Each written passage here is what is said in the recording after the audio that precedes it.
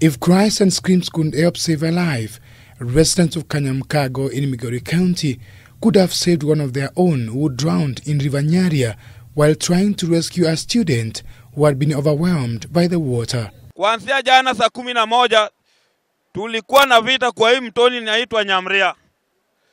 Maji ikapeleka Jojo Uma Ochola. The pupil cheated death after he slipped into the swollen river, but his rescuer was not as lucky. Now what we can see today is the overflow of the rains from the other side.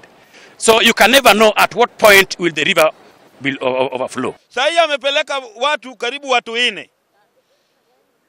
Na watu wanaenda na wa serikali wakati wa kampeni wakikuja wanatuambia kwamba watatengeneza hii daraja. Still in Homa Bay, hundreds of residents of Kendu Bay have been forced from their homes which are submerged by floods. In the neighboring Migori County, a bridge was swept away by floods, leaving residents of Ngusiru village stranded. School children are the most affected as trips to and from school have now become a risky venture. Tengenezwa sijui mara 3 mara 4, lakini haikui. Sasa hata sisi tunashangaa. Tuko na shida nyingi sana hapa. Sasa tunakaa kama watu ambao hatujulikani kwa serikali. Elsewhere, 46 people traveling to Kitui for the BBI rally escaped death by a whisker after the bus they were traveling in overturned after being swept off the road by flood waters from River Wani.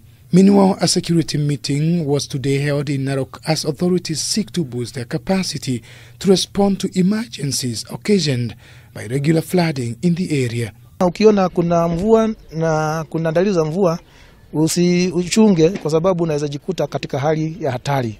It takes all of us to take care of ourselves kwa mambo ya disaster. The last 3 days have seen several parts of the country report massive flooding, with the situation expected to worsen as the rains continue. Dan Kaburu, K24 TV.